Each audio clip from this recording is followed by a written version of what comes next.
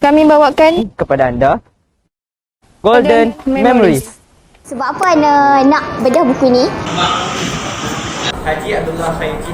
Dia pernah nampak buku ni yang ditulis oleh Dari apa? Dari golongan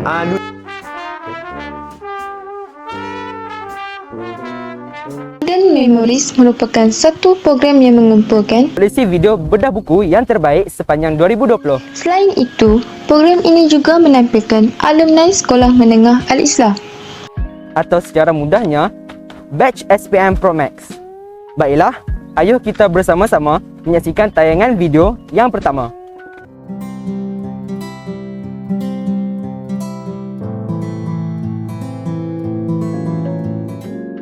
Hari ini buku yang Ana mahu bedahkan ialah Infinity War by Hadi Fayah. Okey. Okey, kita start. Ana yang kedua, perhatian kepada banyak yang membeli baju nombor 4 diminta untuk pergi ke Dewan Al-Barawi pada waktu rehat pulang sekolah. Perhatian kepada murid baca Izhaikal lah. Nama Cik Company sudah diletakkan di port KRS. Minta murid tidak 1 hingga 4 untuk menyewa dan masuk. Barang dalam Benci dari salat kepadaan dan Al-Idah dan salat kepadaan. Perhatian kepada banyak yang membeli baju nombor 4 diminta untuk pergi ke Dewan Al-Barawi pada waktu rehat. Sekian, terima kasih. Okey. Kita sambung boleh ya? Okey, sebenarnya dalam buku ni ada banyak bab tau. Dia cerita pasal Illuminati lah. Macam Prince Smith cerita kan. Yang YouTube 30 minit kan. Yang 40 minit, 50 minit hampa tengok bebel macam oh seram kan. Okey. Ana nak terang apa? Ana ada banyak bab. So Ana nak terang pasal Harry Potter. Siapa tak kenal Harry Potter kan? Harry Potter merupakan satu revolusi dalam industri novel dan movie. Yang merupakan hit lah masa tu kan. Masa umur kita orang. Masa kita kecil, mak kita ada dulu kan. Memang hit lah Harry Potter masa tu. Okey. Dalam Harry Potter ni kan. Okey, dalam Harry Potter macam semua kita tahu belajar magic kan. Tapi dia ada kata magic baik, magic jahat. Tapi sebenarnya magic ni dia sumber dia satu je, iaitu dark magic. Walaupun kata magic tu soleh ke musleh ke, Harry Potter tu baik lah, soleh orang musleh ke, still magic tu still dark magic. Okey, kita masuk dalam bab Harry Potter. Simbol-simbol dalam Harry Potter ni lah yang okey, kita masuk lah. Kita masuk sinopsis dulu. Okey, sinopsis yang pertama kan. Yang seperti yang kita tahu dalam 7 siri movie dah, Hermione dan Ron Weasley depa tiga bergabung. Depa tiga kawan baik kan. Depa lawan dengan depa lawan sampai siri ke-7 depa lawan Voldemort kan. Lord kegelapan. So macam mana Harry nak bunuh Lord Voldemort ni, dia kena kumpul semua Horcrux dan musnahkan semua Horcrux tu supaya apa? Sebab Horcrux ni nyawa apa? Dia Lord Voldemort tu ada tengok sendiri lah. Dia pindahkan nyawa dia dalam Horcrux tu. Okey. Tapi apa yang saya nak ulaskan dalam ni kan, message para sedar dan simbol-simbol yang tersembunyi dalam movie tersebut lah. Seperti mana kita tahu kan, Rasulullah biasa kata Dajjal kan. Dajjal. Lepas tu Ana rasa golongan yang menyokong Dajjal ni ada dari dulu lagi. Iaitu yang sebenarnya kita tahu Illuminati kan. Semua sebut mata segitiga tu kan. Okey. Okey, simbol first, burung hantu. Okey, burung hantu kan. Seperti yang kita tahu dalam movie banyak dalam movie Harry Potter ni banyak pasal burung hantu kan. Hantar surat, hantar macam-macam tu kan. Burung hantu dari pandangan lain dia bermaksud simbol kebijaksanaan dan pengetahuan. Tapi semua ni tak betul ya. Dalam simbol burung hantu ni ialah berdasarkan dari sumber Kabalah. Kabalah ni macam agama Yahudi lah. Agama Yahudi, sistem Kabalah ni. Dan burung hantu merupakan simbol utama dalam ritual penyembahan syaitan dari golongan Luciferian ni dia sembah setan, Lucifer kan. Sebutannya Lucifer dalam bahasa bahasa Hebrew, Lucifer ni macam kita Azazel kan. Dalam bahasa Yahudi depa Lucifer. Okey. Dalam mitologi okultisme, Dewi simbol buruh hantu ni merujuk pada Dewi Iblis, iaitu Lilith. Lilith ni siapa dalam kitab Yahudi? Lilith ni ialah isteri first Nabi Adam sebelum Eva tu yang macam yang kita Hawa kan. Dalam mitologi mereka, Lilith ni merupakan isteri pertama, tapi dia dibuang ke bumi sebab apa? Sebab dia ingin kuasai semua dekat langit. Maknanya dia nak jadi buat pala tahu lah. Buat pala tahu. Lepas tu dia nak apa? Dia pun nak kuasai Adam lah. Kuasai dalam kitab depa yang percaya kan. Okey. Okey, lepas Tuhan dapat tahu, so Lilith ni dibuang ke bumi daripada syurga. So Lilith ni pun kahwin dengan Lucifer, iaitu the fallen angel yang turut dibuang daripada syurga ke bumi kan. Okey, dan perkahwinan depa ni kan dapat anak, iaitu Baphomet, iaitu manusia separa manusia. Okey, manusia separa kambing lah. Yang dan dalam dikabarkan dalam mitos depa, anak Baphomet ni dijadikan simbol agama, simbol penyembahan syaitan lah. Okey. Apa benda lah merapu ni. Okey, yang simbol kedua, orang-orang berjubah hitam.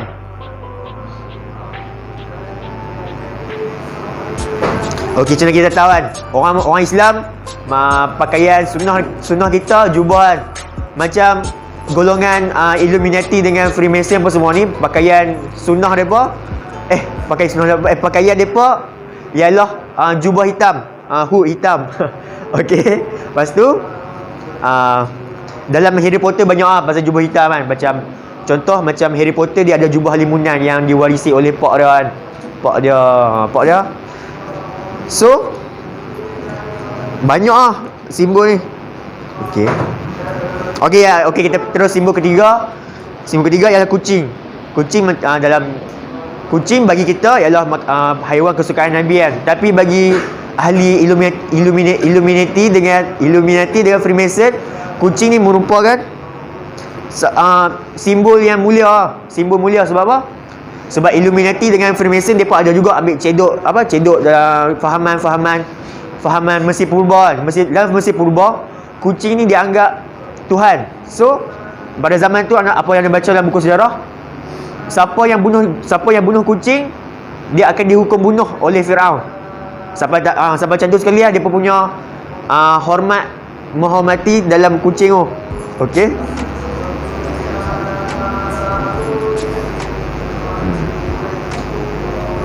Okey.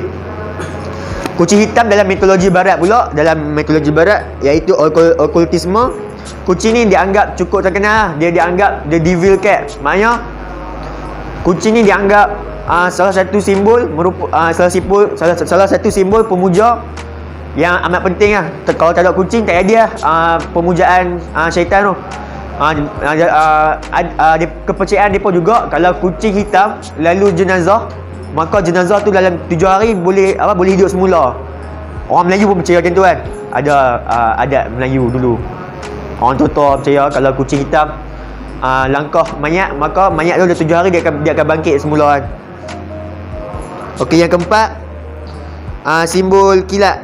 Macam kita tahu kan, masa Harry Potter masa kecil, Lord Voldemort hampir nak bunuh dia, tapi mak Harry Potter selamatkan.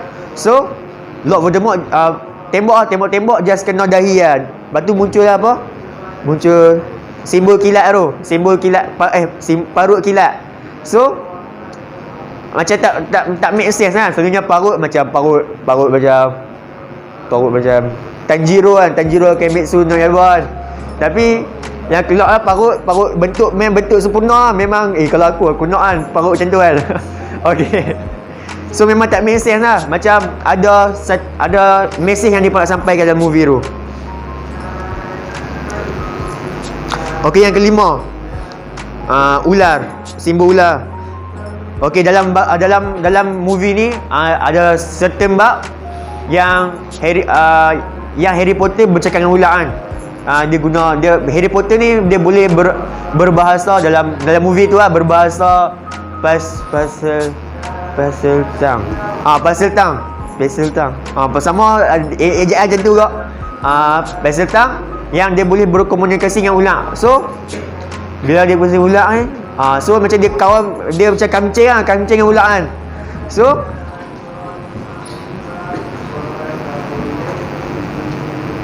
okey, dalam fahaman Luciferian ni, ular ni juga simbol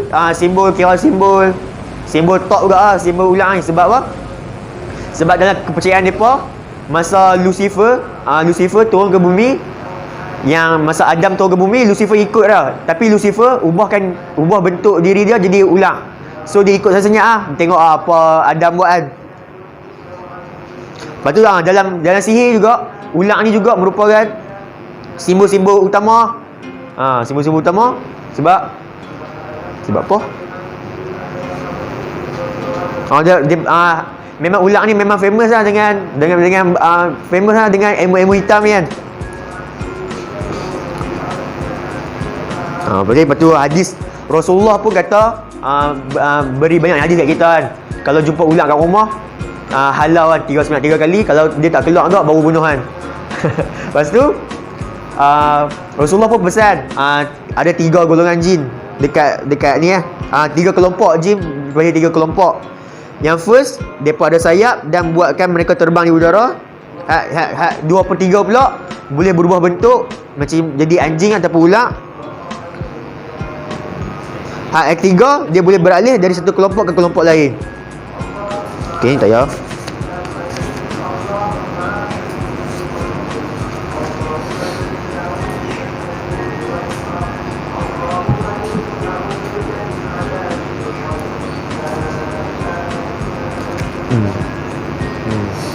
Okey, hadis Rasulullah pun kata, dia kata Rasulullah SAW bersabda, bunuhlah ular, bunuhlah Zu al-Tifyatain dan al-Abtar, sebab kedua binatang itu menyembur mata dan menggugurkan kandungan. Okey, dalam hadis ni Rasulullah pun suruh bunuh ular kan. First bunuh ular, kedua bunuh al-Tifyatain dan al-Abtar. Sebab apa? Sebab kedua kelompok jin ni dia boleh sebab dia boleh menyembur mata dan menggugurkan kandungan. So bila masuk orang contoh orang yang suami bani-bani nak kahwin kan, lepas tu isteri tu kena jaga elok lah, kena mantap lah ilmu agama. Sebelum masuk rumah baca bismillah apa, lepas tu azan 4 penjuru, lepas tu tabuk garam yang ada macam jampi-jampi apa. Bukan jampi, Al-Quran. Al-Quran tabuk-tabuk, insya-Allah dengan izin Allah,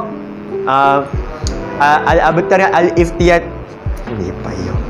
Al-Tifyatain ni tak dapat masuk rumah dan mengkucar-kacirkan ibu yang mengandung. Okey. Kesimpulan yang dapat dalam ni kan, banyak je movie-movie pada barat yang depa sampaikan mesej tersembunyi dalam tu. Macam contoh The Simpsons kan, macam kita tahu kan. Banyak memang kebetulan ke tak tahu, tapi banyak dalam siri depa, apa yang depa buat, macam contoh kan, letupan di Beirut baru-baru ni kan. Episod sebelum tu dah ada dah dalam Simpsons kan. So kesimpulan di sini kan, golongan yang di belakang takbir ni wujud, cuma kita tak tahu siapa dia dan kita tak tahu apa motif mereka, dan kita tahu bila dia nak keluar kan. So perbanyakkan Sungguh menarik video bedah sebentar tadi, tapi ada yang lagi menarik. Jom kita teruskan.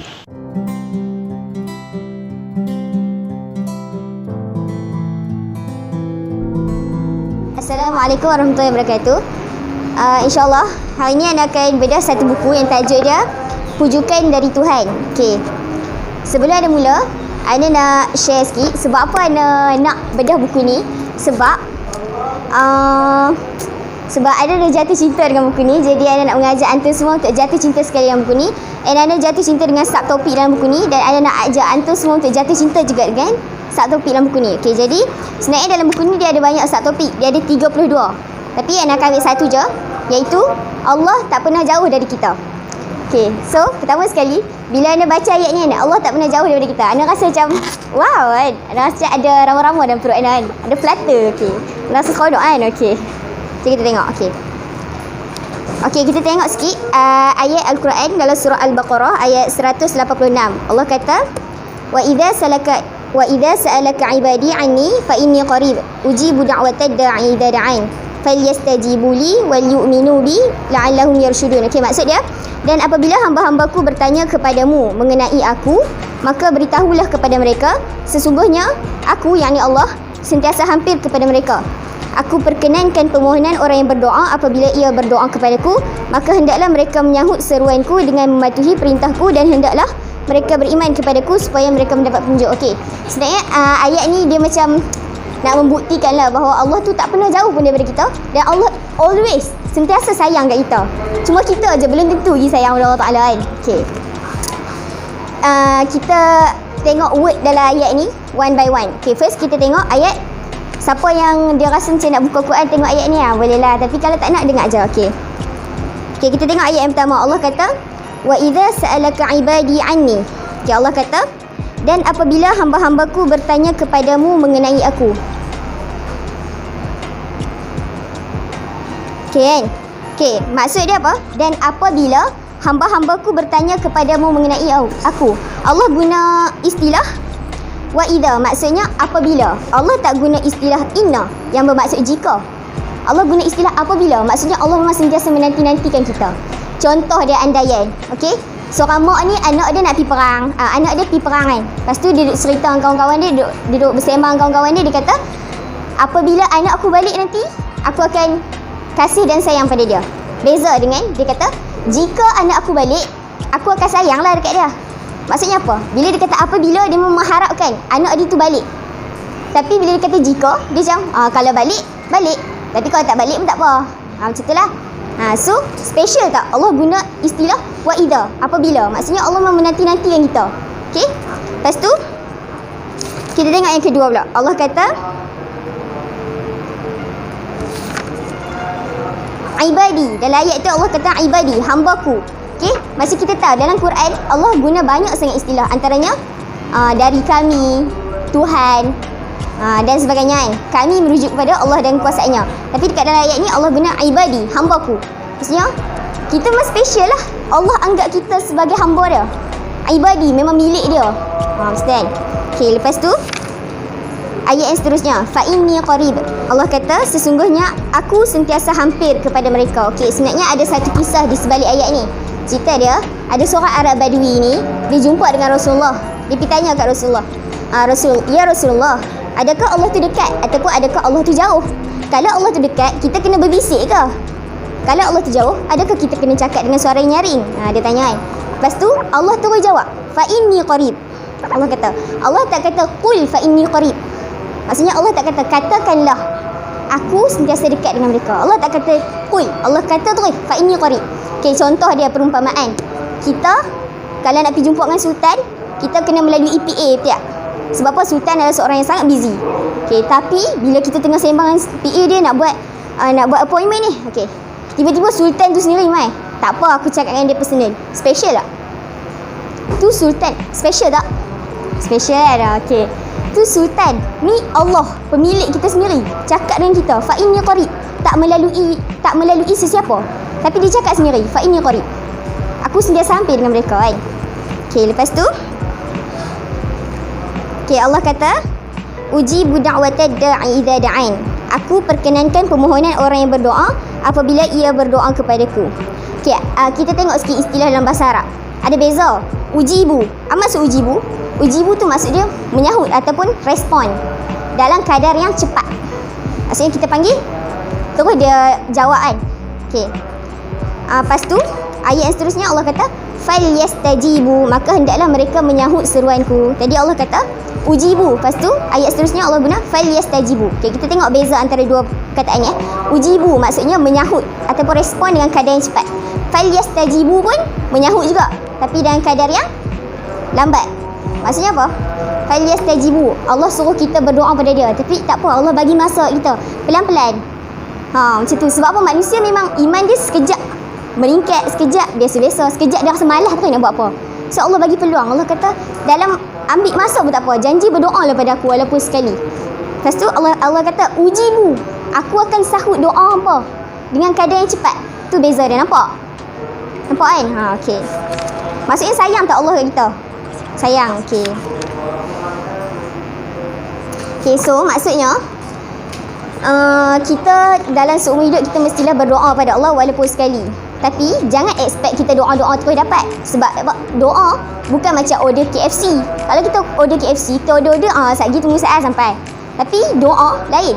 Kita kena betul-betul doa dan yakin pada Allah Ta'ala. Dan yakin bahawa Allah tu sentiasa tahu apa keperluan kita yang sebenarnya. Dan Allah akan bagi apa yang kita perlulah. Betul tak? Kan? Okay. Lepas tu yang kedua, I nak ajaklah kita sama-sama tingkatkan cinta kita pada Allah Ta'ala. Okay? Sebab apa? Daripada kita mengharapkan cinta manusia, daripada kita bercinta dengan manusia yang kadang-kadang boleh menyebabkan kita broken, fake hope, lepas tu broken sebulan tak study sebab broken, break dengan partner sendiri macam tu kan. Satu kalau cinta dengan manusia, tapi kalau cinta dengan Allah Ta'ala, lagi kita cinta, lagi kita dapat cinta tu. Seronok tak? Seronok kan? Kita seronok kan kalau kita bagi kasih sayang, tiba-tiba orang tu sayang kita balik. Syok kan? Sama je konsep dia Masya Allah Ta'ala. Tapi beza dia dengan Allah Ta'ala lagi special. Sebab apa? Kita cinta, Allah bagi lagi lebih daripada cinta kita. Lepas tu, last kali nikmat tu berbalik pada kita balik. Maksudnya macam mana? Kita cinta pada Allah dengan beribadat, beramal pada dia.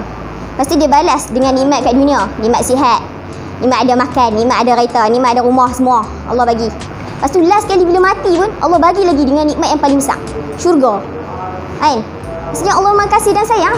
Dan Allah dah plan dah pun, kita ni semua dalam kelas ni dilahirkan dalam keadaan Islam, beriman. Maksudnya last kali akan masuk syurga juga. Betul tak? Maksudnya sayang tak Allah pada kita? Kita sayang tak pada Allah Ta'ala? Okay kan? Tu persoalan dia. Okay. Hanya kita je yang tahu jawapan dia kan. Tapi tak apalah, biasalah tu manusia kan. Macam yang cakap tadi, iman dia sat naik sat turun. So kita sama-sama lah usaha untuk tingkatkan cinta tu. Okay? Beribadat, beramal jariah dan sebagainya. Sebab Allah pandang pada usaha.